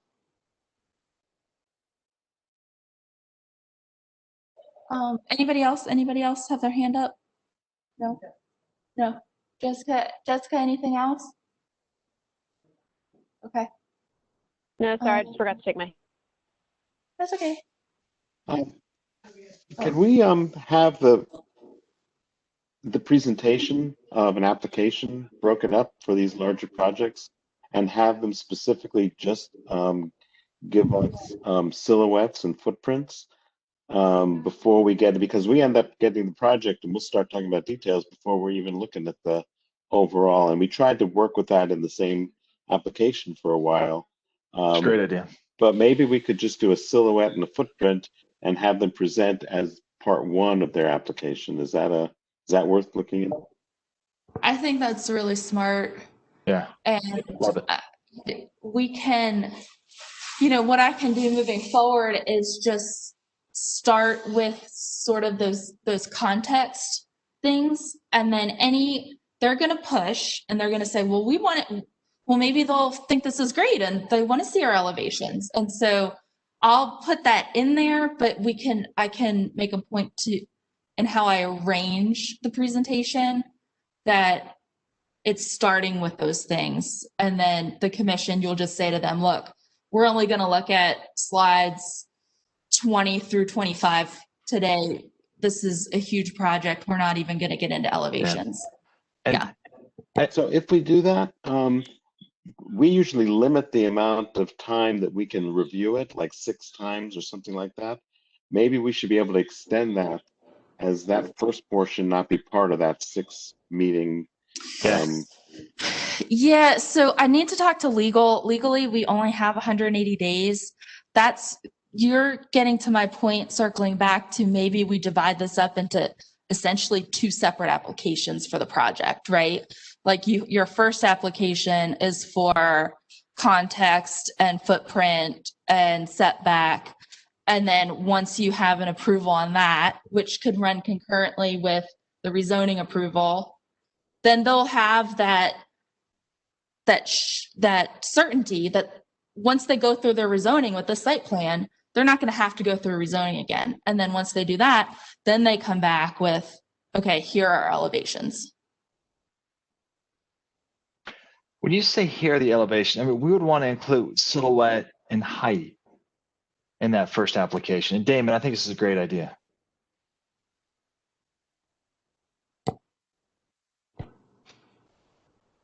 And I say that, I keep thinking back to the Kingston project, where how many times they kept coming back with height. And I mean, they kept coming back for a variety of reasons, but if we could see silhouettes to understand context and massing and height and not look at anything else, and get some agreement on that before they start working on the details. I mean, these projects never get through on the first time.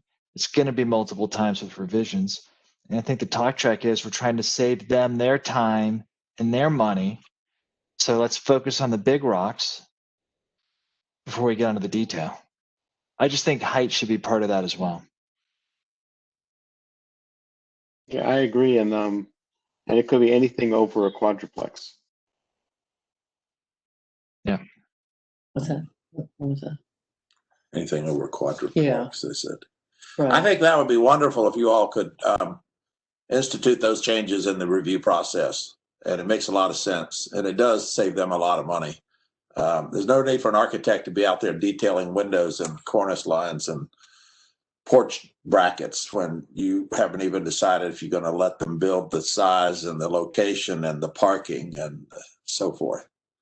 So, Makes a lot of sense. yeah.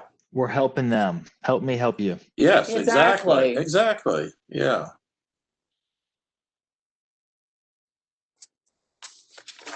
And that's where the hardest part with all of these are.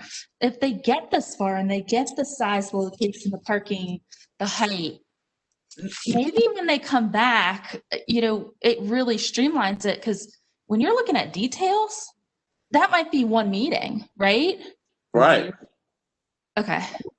I would Yeah, think if they're so. putting details Okay. on something that doesn't fit the Yeah. scale and the height and everything, it's like, yeah, they're spending a lot of time. Yeah. And if your checklist for that initial review does not include any of those things, then you simply tell them we're not looking at those today.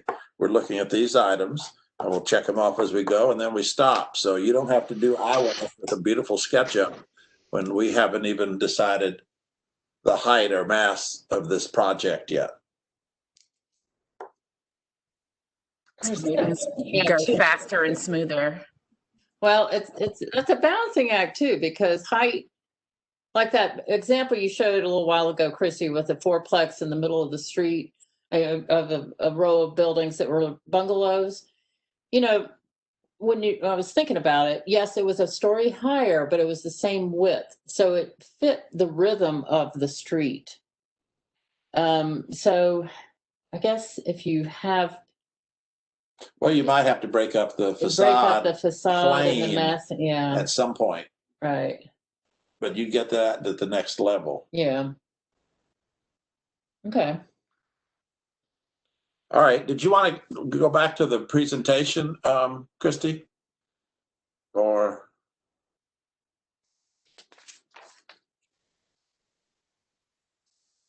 I have your other example on Park in Cleveland right here that you wanted to talk about, with the historic district on the left and TUD on the right. Yeah, I mean, again, this is just another example of a multifamily development it's taller than the historic buildings, but it incorporated sort of historic elements like porches and gables. I don't know. It was a denser development, and I guess that's what's been happening. And so is that, what is y'all's reactions? And I'm sure it was approved, at some point when it was the historic district. So I was just sort of interested to hear your thoughts on it. I just Well, I'd want like to to- orient the commission real quick. We're looking right here at the corner of Park and Cleveland. These properties here are also in the district. Right. But the difference is that this side of Cleveland, right here, is not part of the TOD, but this side of Cleveland is. Yeah. Well, what's interesting on that, what we just saw was the setback. It was an incredibly wonderful setback that creates a level of interaction between the street and the building, even though it's so tall.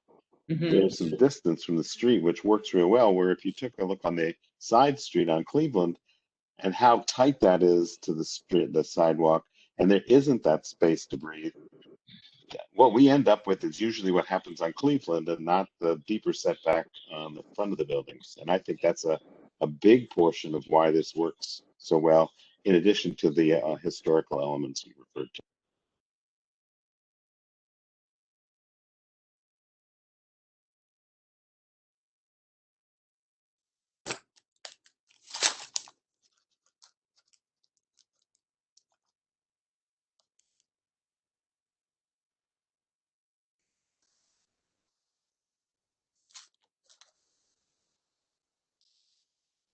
So we had a couple of questions. I think we covered most of them. I think we did. One, number 2. Yeah, we talked about that. We did. Parking, we talked about parking. Yep. Did we want to talk about commercial just very briefly? And the 4th ward question. Yeah, so, but before we switch to commercial, do you all have any other thoughts? I mean, if you look through what we've drafted and if you have any other questions or suggestions, please, feel free to maybe let Christy know and then she can send it to us. Any other feedback would be great. So, let's see. You want to go to the commercial? Sure. We have one question from Commissioner Hinman. Great. Christy, I have no idea if this is the right time to ask this or not, but in the past, we had often wondered if we could get a little bit of language in the height guideline with the 10% allowance for, sites where we felt like our kind of hard and fast rule was causing damage to the character of the context. Yeah, I think that's kind of what Bill and Kathy are talking about, is that we would incorporate that in the new context guideline specifically, rather than just each individual guideline for like height and width, and maybe just rearrange how that 10% looked. Am I right, Bill and Kathy?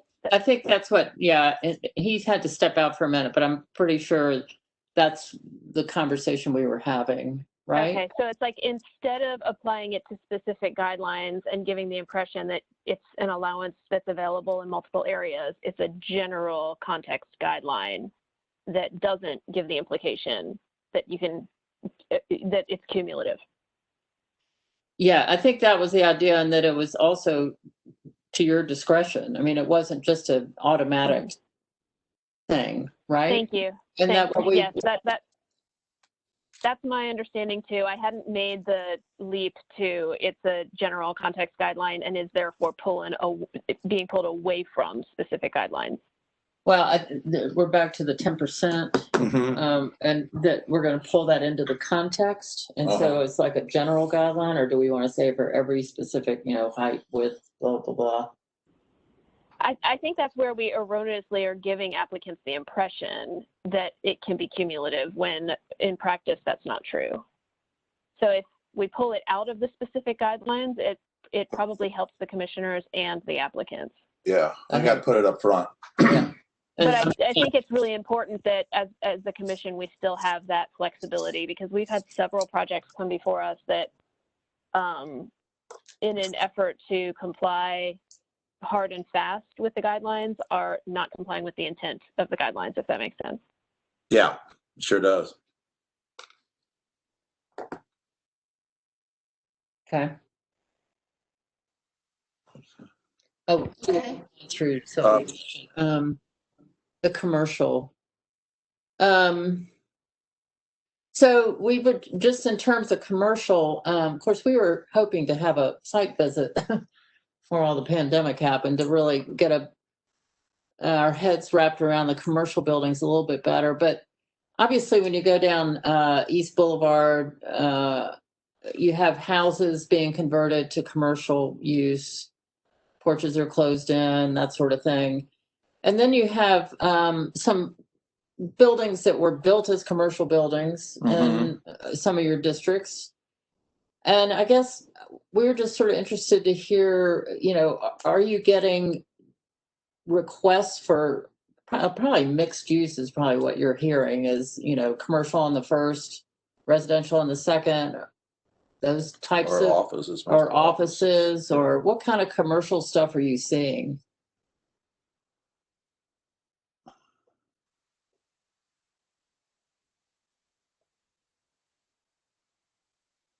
Are you asking what kind of?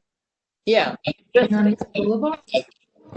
Well, I think the bigger issue is there are so many different building forms and house conversion, domestic, architectural conversions to office or restaurant or whatever.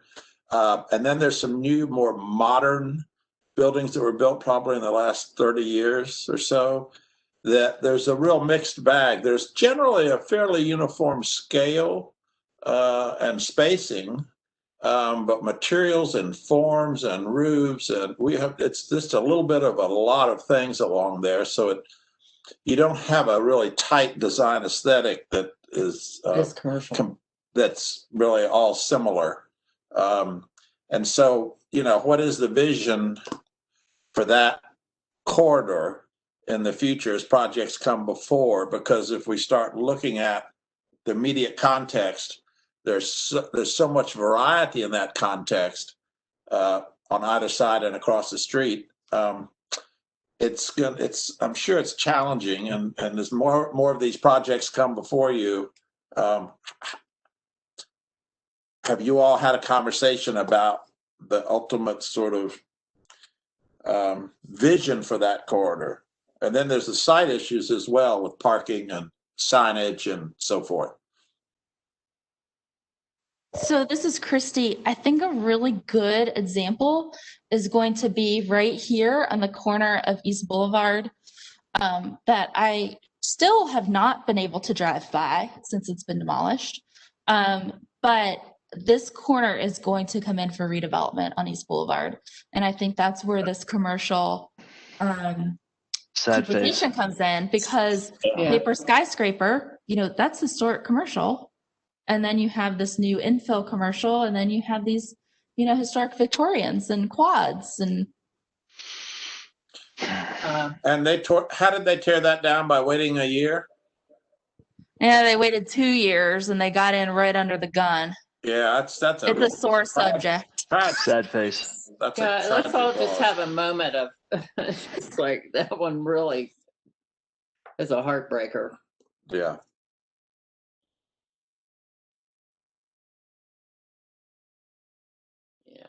Yeah. They said it was structurally unsound, really? No, they can just demolish in North Carolina. They don't need a reason. The masonry was in beautiful condition on that building. Oh, it was a great building. But so one of the things we were trying to consider was what came down as to what can go back. Is that a possible way to address that kind of demolition and new construction? So I don't know if we can do that legally. Yeah. I think it gets back to it's not there anymore, so that's not the context. But that's where we start talking about context. And I'm going to share with the commission that the site that frequently gets brought up as an example that they want that people are looking at replicating on that lot is this. So something similar, not exactly, but similar. And this is often what gets cited when they call me about the lots. Yeah. I mean, that's a nice project. I don't know what they tore down, but yeah, they made an attempt to fit it in, even though it's larger multi. Could be a lot worse. But they broke down the mass, and it was a gable front, and the different materials and the balconies. I mean, they really did a pretty nice job.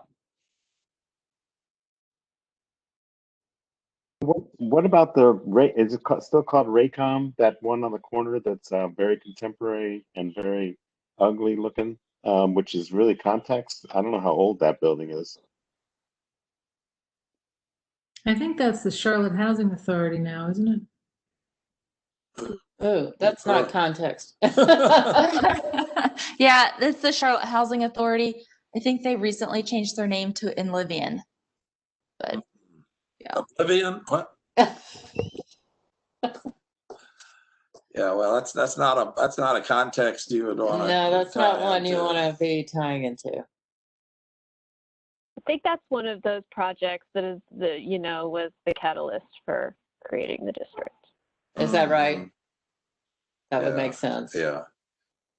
Well, there's still a lot of residential forms there, even though buildings have been converted. Is this Cleveland right there? This is East Boulevard. I know we're on East Boulevard, but we're looking at the cross street. Isn't that Cleveland? I think so. Yeah, Yes. because there's that great building right there on the right. That's a wonderful example. I think that must be a duplex, I think. That's a really cool one. And too, I think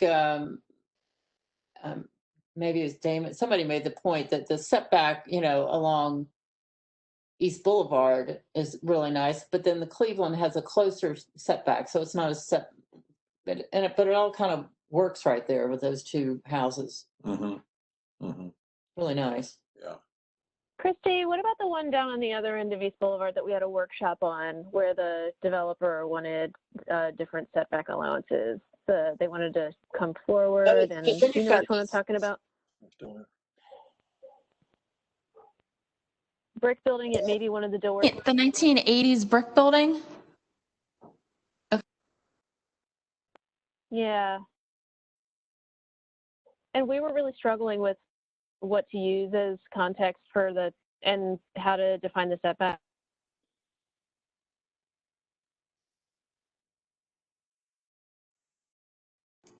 Okay, it's really hard to see. It's behind all of these. Oh, here we go. It's behind all of these trees. Goodness with the tree. There's a better angle. This is basically what the building looks like all the way around. Oh my The gosh. entrance is in the back, and they were talking about bringing the setback forward because it is set so far back from the rest of the block. And what did they want it to look like? Well, they hadn't gotten that far yet. They were asking if it could come up to basically right behind this tree line. Let me see if I can find an aerial shot for y'all. And what's the setback for the rest of the street? Is it more in line with the rest of the street now? It's I think determined by the PEDscape plan. It's in a PED overlay, so it's an ordinance that just establishes the setbacks. Okay. The PED ordinance is preceded by the historic district, though. So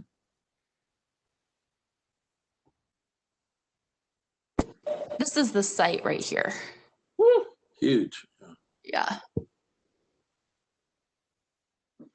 Well, it does look like setbacks are.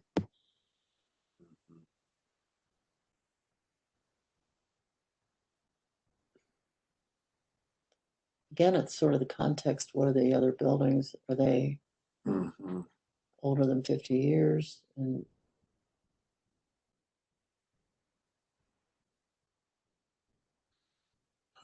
So I have a question.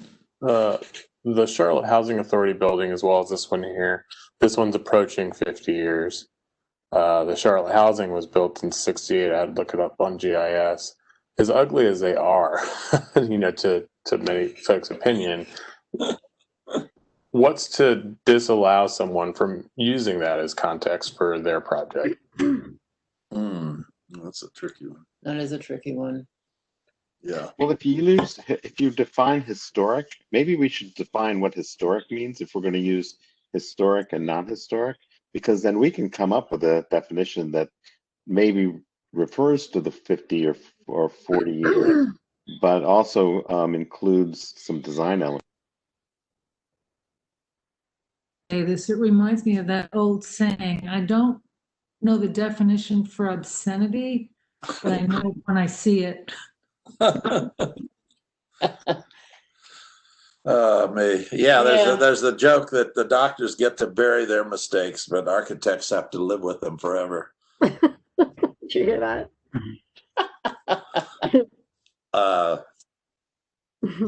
You all could create a vision for that district, that corridor that said, an analysis shows that 73% are residential forms. They're 2 stories. They're mixed materials.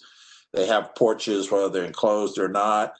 And that's the preferred, to continue that aesthetic and to reinforce it. That's the preferred approach, perhaps, based on that analysis. And it can't just be next door and across the street. I mean, you can make a general policy statement about the overall character, and that it has been eroded by certain later building forms, site arrangements, etc. But at least you're giving kind of a overall statement about it. Would that be useful? I love that. Yes. Very useful. On East Boulevard and I would say portions of Park Road. Because we also have this section of Park Road that is commercial, even though it's largely residential form.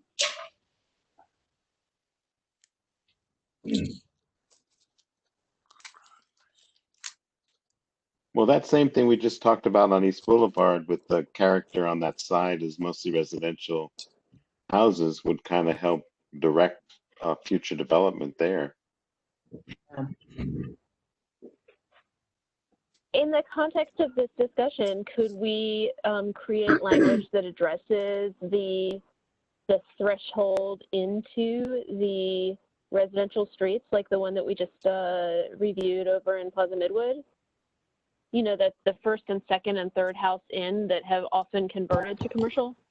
So let's not reference the Plaza Midwood project yet. They're still in their appeal period. Oh, I'm so It's sorry. okay. I It's should have okay. known It's that. okay. It's okay. We talked about it here too in the room. Okay, well, let's just go back to Dilworth. In all of the Yes. cross streets, very frequently, the first or second or third house, it has been converted to commercial use. So I'd love to capture the narrative or the characteristics of the commercial zone as it, you know, we have a lot of conversations about the gateway into the residential cross streets. And I'd love to capture that in this conversation. And then knowing that that could help us with the various gateways that we're dealing with in all of the other districts. So I think we could even go back to the Worthington Avenue because that is exactly what's happening there. This is now commercial, and these are commercial uses. This is a hair salon. This is an office. Or if you have a better example, I'm glad to pull that up. We just can't talk Plaza Midwood. Is there something else on East Boulevard maybe?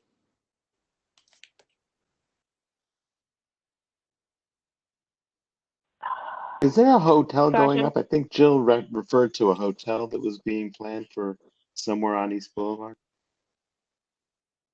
There was dropped, but it was back over there by Cleveland and East Boulevard. And it's no longer. I was talking about the hotel that's on Worthington, where that taxi parking lot was, right off of Bonterra, catty corner to Bonterra. Here, I'm circling it. It's right here. Yeah, that's a big Marriott hotel there. Yeah, Damon, that one comes and goes really frequently. It's an old gas station, so I have a feeling the reason it keeps dying is because of, you know, soil contamination or brownfields or something. Mm.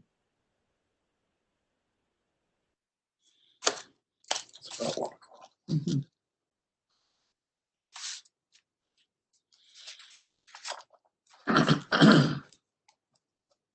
I think the entrance to the neighborhoods does give the opportunity to do the larger construction or the larger massing. So it puts relieves pressure on the inner areas by allowing it to happen at the entrance to in the corners. And so maybe focusing it, if there's going to be development, let it happen there. Yeah, that's kind of what we've been talking about. Mm-hmm. Yeah, that's kind of what we've been, that kind of brings us back to the idea that on the corners or the edges of the districts that border on denser development, that's where that kind of thing can happen, and not in the middle of the district where none of that is happening. So how do you create a limit to how far that section is defined? I mean, how large does that corner get or entrance get?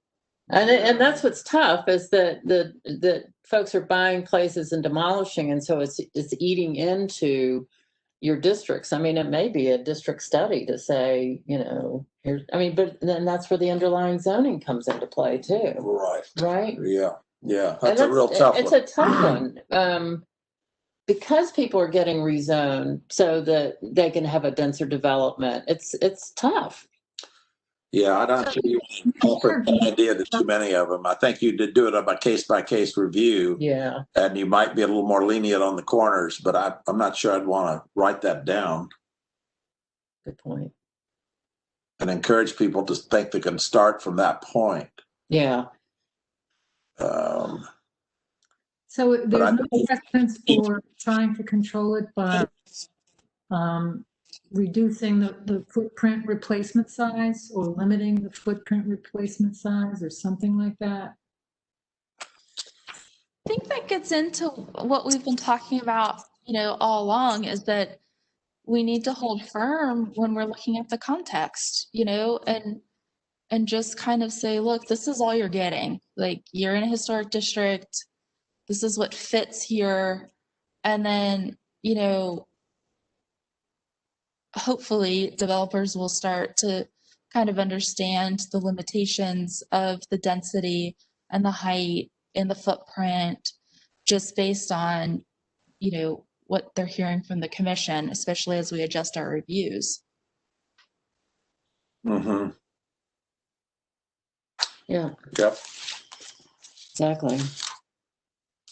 I was just going to add also, what they're hearing from their peers. When I think about the project that was brought to us in Wilmore by the Quick Shop, they came to us with all kinds of plans, and we held firm. And I think to be able to do that means that they're telling their friends or whoever else wants to develop there that we're not going to allow a big old wall to go up on that corner, even though it's a gateway into the district.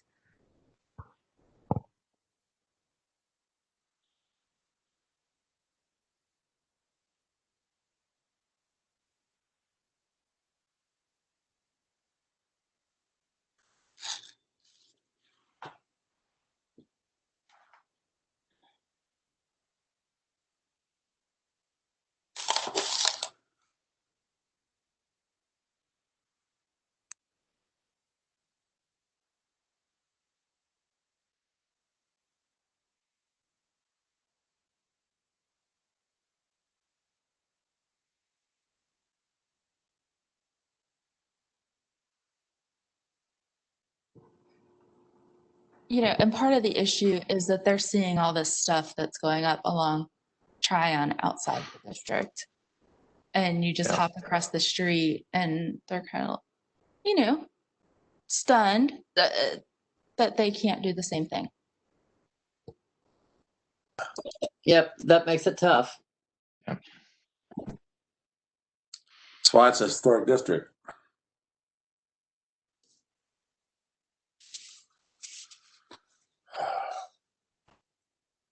Well, we've had a lot to think about today. This has been great. We're at 1:00. We have one more minute. Did you want to talk briefly about your recommendation to reduce the size of Fourth Ward? This has been a recurring recommendation. I think that we heard a little bit when we did our first round of design guidelines, but now that we're getting more focused into commercial multifamily, I think Kathy and Bill have really studied the Fourth Ward. And if you want to talk about your recommendation. Well, it was just an observation. Honestly, again, just looking at it in the context of multifamily and commercial, and just looking at Fourth Ward, there's a lot that isn't historic or, older than 50 years. And so and this is where I wish we were making another site visit, because I think to look at it in person again, it just seems as if there's a lot of new construction that's in the district, and the historic part is more in the core. Yeah, and it really brings up, if you looked at this with normal historic criteria, a lot of it wouldn't meet today's standards for making a district. Back then, perhaps it did. But it makes it hard for you all to have to be reviewing these projects that really don't. Again, context. Yeah, the context is so different. It's not a historic context. So is that really necessary to have it be a historic district and have you review things there? And, you're getting 35, 37-story buildings or whatever. It just kind of confuses the whole review process and what's historic and is it necessary? And is this an opportunity to kind of update the boundaries? It definitely needs thought and consideration, but it was just something that occurred to us that we mentioned. So. Compared to the other districts. Yeah. I think what we would want, Bill and Kathy, is probably maybe a map and a recommendation from y'all as to what you would be recommending. I think you're probably talking about the core and maybe not so much some of this green space next to the railroad track, maybe not so much some of these other areas. Discovery Place, like there's not a lot left there. Yeah. This was our first district. I do not. Was it? Yeah, this is what started historic preservation in Charlotte in 1976. Oh, yeah. So it's really, Fourth Ward's really important to us in Charlotte. And I don't know enough about the boundaries and how they were determined. And you're right, there's been a lot of infill because this started in the 70s and 80s. And this was a ghost town. It was drug lords, houses of prostitution. It was just, you did not go to the Fourth Ward. And they started with the Berry Hill house and rehabbing that. They brought in threatened houses from other wards in the city and moved them into Fourth Ward to protect them. They, started with some 1980s apartments being constructed to try and bring life back to uptown. So it is our unique district, but we really love Fourth Ward.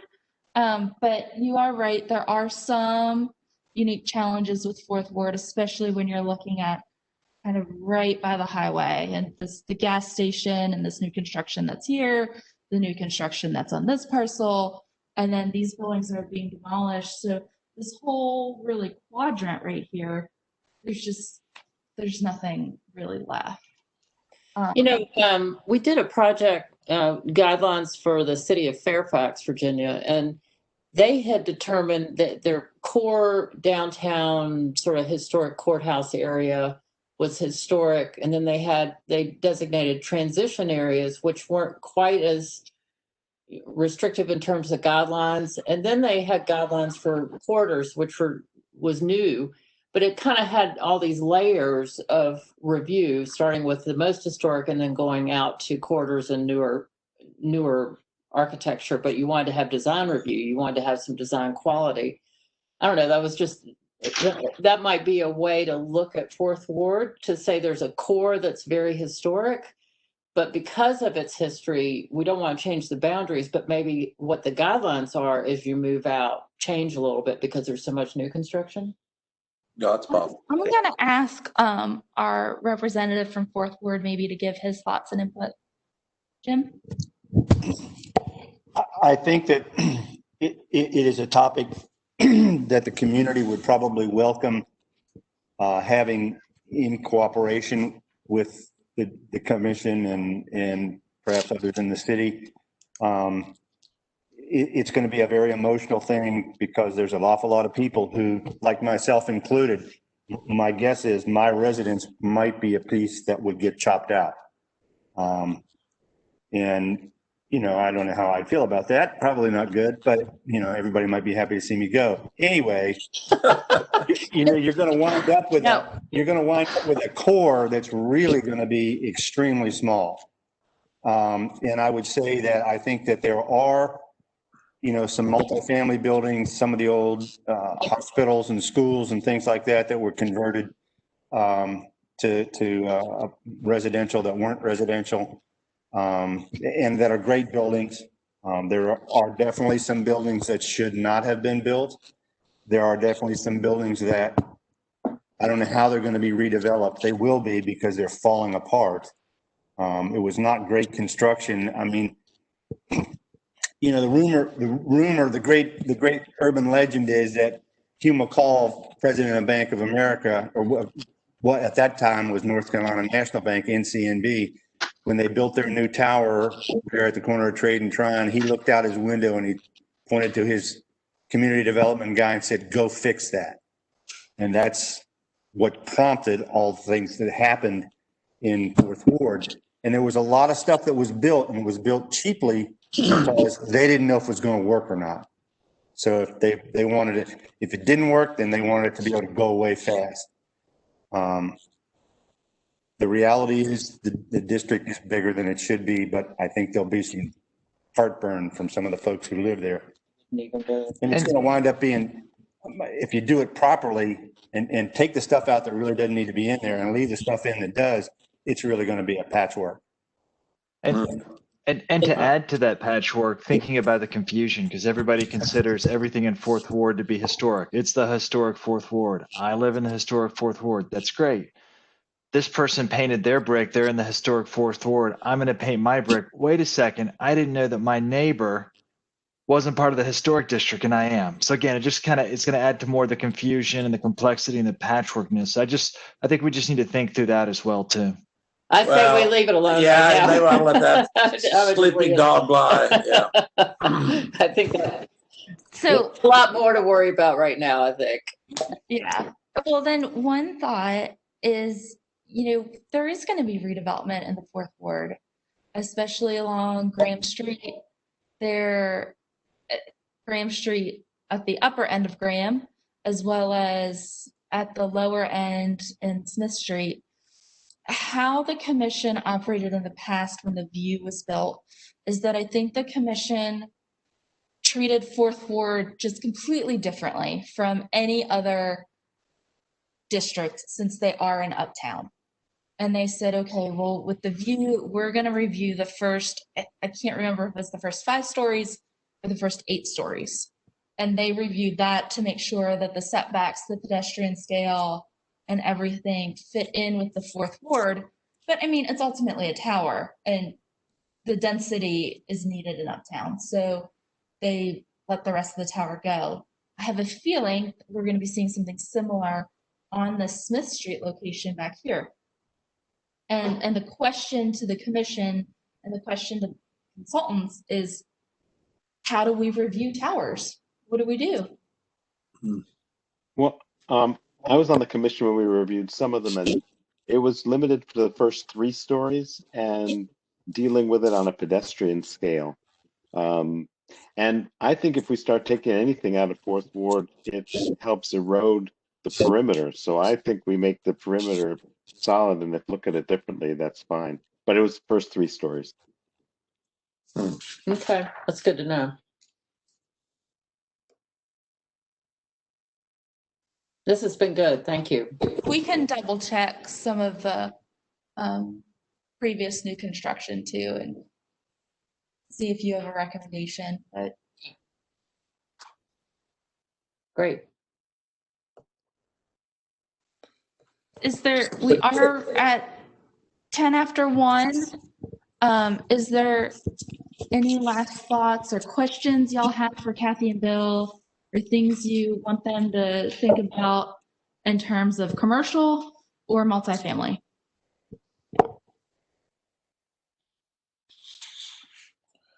This has been extremely helpful. So please feel free if you think about things again, don't hesitate to send us information. Pass it on through Christy. And yeah. Yeah, I think this. I have one more question. We at some time ago we had talked about if we could reference some of the Lynch language of gateway, node, path, that might help us in reviewing projects. I feel like it's something that we reference sometimes, but we don't have anything in the guidelines to fall back on for that. And we get resistance from applicants when we talk about threshold or gateway or nodes within, you know, context. I would love to have access to that language in the guidelines. So with that, perhaps we go back to the introductory sort of descriptive historical overview of each district and maybe add more of Kevin Lynch's actual terminology. And or in the mission statement, it would be so helpful to be able to point to that in the guidelines, particularly for that Kingston project that we keep seeing. Okay, make a note of that. Yeah. We can massage that. Yeah, those let's take a sections. look at that and see how we can incorporate that. If anything, just to reference it. Mm-hmm. Well, I think we can add some words to that effect. Yeah. Okay. Good idea. Thank you.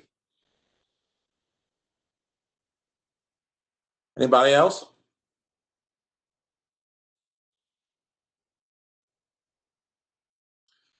Well, we'd like to thank you all for taking the time out to walk us through your thoughts on this, and thank you also for coming back with, you know, additional information for us.